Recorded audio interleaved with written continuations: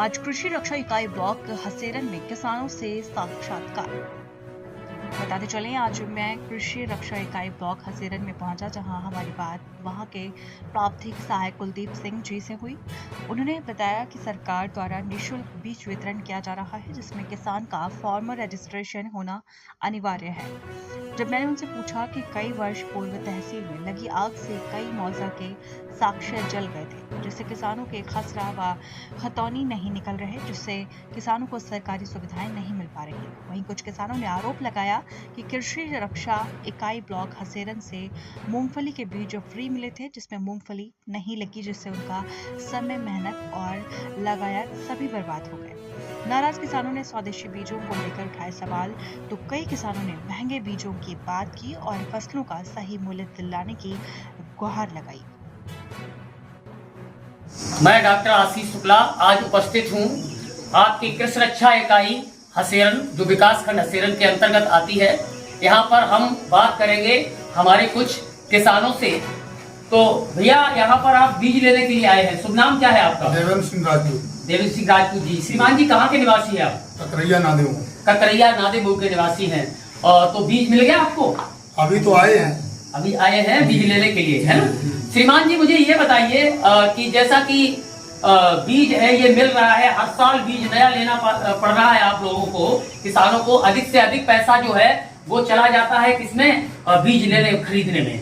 तो इसके बारे में क्या कहना चाहेंगे आप? बीज क्या आता, कोई देसी बीज मिले जिससे पैसे की भी बचत हो और बीज अपना संरक्षित भी रखा जा सके, जो दोबारा फसल की जाए। जी, जैसा कि सर ने बताया, तो मैं बताना चाहूंगा आपको कि इससे पहले भारत में अपने स्वतः बीज उगा करते थे, जो मतलब कि हम लोग संरक्षित करके रख देते थे और साल भर साल, यानी जब उस फसल का समय आता था तब उसको बो देते थे, जिससे हम लोगों पर अतिरिक्त चार्ज नहीं लगता था।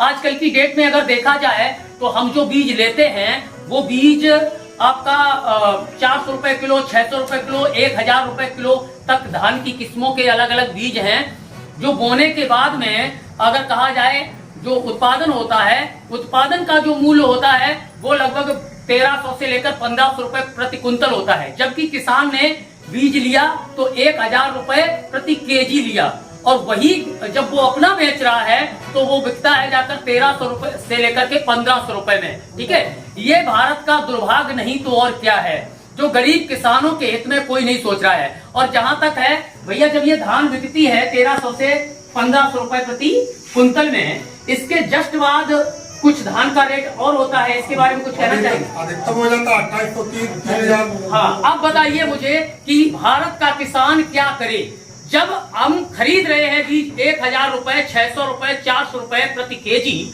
और वही बीज आगे जाकर के जब हमारा उत्पादन में कन्वर्ट होता है, हमें उत्पादन मिलता है, तो वो 1300 रुपए से लेकर के 1500 रुपए के पर कुंतल के हिसाब से जाता है। और साथ साथ कहें तो इसके बाद, इसके 1 महीने बाद, जब किसानों के पास में उसकी फसल नहीं रहती, किसान अपनी धान बेच चुकता है, वही आपका 2800 रुपए से लेकर के 3000 रुपए प्रति कुंतल बिकता है। तो ये भारत का दुर्भाग्य नहीं तो क्या है? किसानों के हित में ना कोई सरकार सोच रही है, ना कोई सोच रहा है, सब अपने अपने कामों में लगे हुए हैं। भारत की स्ट्रेंथ अगर देखी जाए तो किसानों से है, क्योंकि भारत का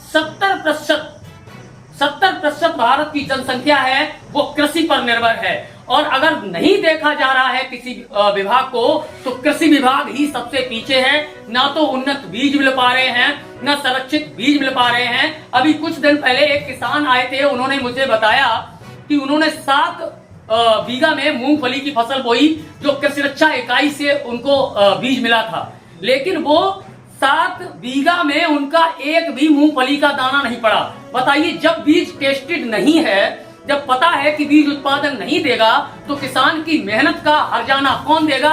ये बात हमें जनता बताए कि जो उसने 7 बीघा में मूंगफली बोई है, उस 7 बीघा मूंगफली में जो उसकी लागत लगी है, जो उसकी मेहनत लगी है, और उससे कह सकते हो 0% मुनाफा क्या घाटा ही घाटा हुआ है। उसने पानी लगाया है, उसने खाद डाली है, उसने बीज बोया है, उसका कुछ भी उसे नहीं मिला।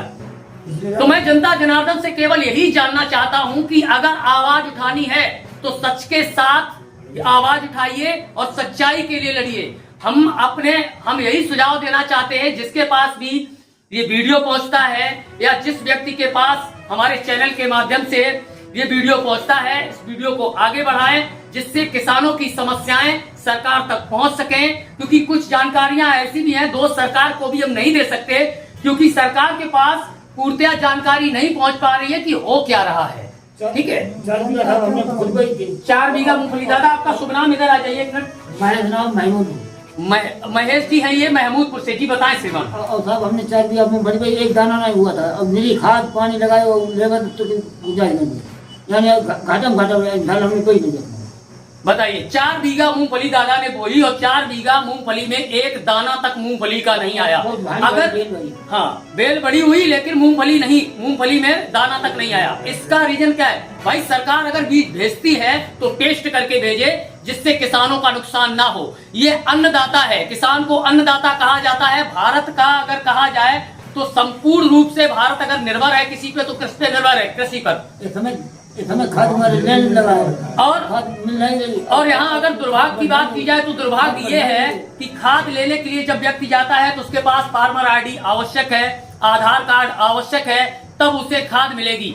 अन्य प्रक्रियाएं जो हैं जैसे वो कहाँ से लाए? जैसे कोई व्यक्ति है जिसके पास जमीन नहीं है, वो बटाई पर जमीन कर रहा है या कहीं से कर रहा है, किसी भी प्रकार किसी की उगाई पे लेकर के कर रहा है, तो वो खाद कहाँ से डालेगा? इसका कोई विकल्प हो तो मुझे बताया जाए। जमीन लगाए तो लगाए और खाद यानी 4 सही की मिल रही है और जमीन लगाई जाएगा और प्राइवेट मिल रही है। बिल्कुल बिल्कुल। इसी श्रेणी में मैं बात करना चाहूंगा अभी कृषि रक्षा इकाई के प्रावधिक सहायक जी हैं माननीय श्री कुलदीप सिंह जी। कुलदीप सिंह जी एक मिनट आइएगा श्रीमान। जी नमस्कार सर। जैसा कि आपने बताया ये बहुत ही सरल स्वभाव के व्यक्ति हैं और यहाँ जो भी किसान हमारे हसेरन ब्लॉक के अंतर्गत आते हैं उनकी हर संभव मदद करते हैं। कुलदीप जी, क्या प्रक्रिया चल रही है? अभी जो धान आया है या अन्य फसलों का मतलब की जो बीज आया है वो किस प्रकार आप आवंटित कर रहे हैं, बंट रहे हैं किसानों में, बताएं। सबसे पहले किसानों का पंजीकरण होना अनिवार्य है और किसान अपने पंजीकरण को लेकर के ऑनलाइन बुकिंग कराते हैं या किसान जनसेवा केंद्र पे जाकर के बुकिंग कराते हैं या फिर हमारे पास आ जाते हैं तो हम उनकी बुकिंग कर देते हैं। बुकिंग के होने के बाद तत्पश्चात उनको बीज गोदाम से दे दिया जाता है। जी, पहले बुकिंग कराना पड़ती है, बुकिंग के बाद में सर बीज जो है वो किसान को दे देते हैं। और जैसा कि सर ने भी बताया कि जो बीज आता है ऊपर से आता है और यहाँ आता है वो केवल इसका आवंटन करते हैं। तो परंतु जो इनसे ऊपर के व्यक्ति हैं या फिर जो ऊपर से गवर्नमेंट बीज भेजती है तो मैं अनुरोध करूंगा कि बीज जब भी भेजे तो टेस्टेड बीज ही भेजे जिससे किसानों को इस मुसीबत का सामना ना करना पड़े कि उसने खाद लगाया, बीज लगाया, ठीक है, इसके बाद में पानी लगाया और उसकी 4-5 महीने की मेहनत गई और मेहनत के बाद अगर उसमें उत्पादन नहीं होगा तो कहाँ जाएगा किसान? यही पूछना चाहता हूं और मैं कहना चाहता हूं कि जितने लोग भी इस वीडियो को देखेंगे और देखने के बाद में इस पर अपनी अपनी प्रतिक्रिया अवश्य दें। ठीक है, हमने बाजरा बोया था जी जी फार्मिंग जी और ये बाजरा नहीं जमा और बढ़िया पैकेट बढ़िया था लेकिन बाजरा नहीं जमा। तो मैं यही कहना चाहता हूं कि जो भी अधिकारी हैं जो मतलब कि बीज प्रोवाइड कराते हैं कृषि शिक्षा इकाई को, तो उनसे इतना ही अनुरोध है कि वो बीज टेस्टेड करके ही दें जिससे कि हमारे किसानों के साथ अनेक ना हो सके। आप सभी का धन्यवाद। मैं डॉक्टर आशीष शुक्ला आप सभी का बहुत बहुत स्वागत अभिनंदन करते हैं। जय हिंद, जय भारत।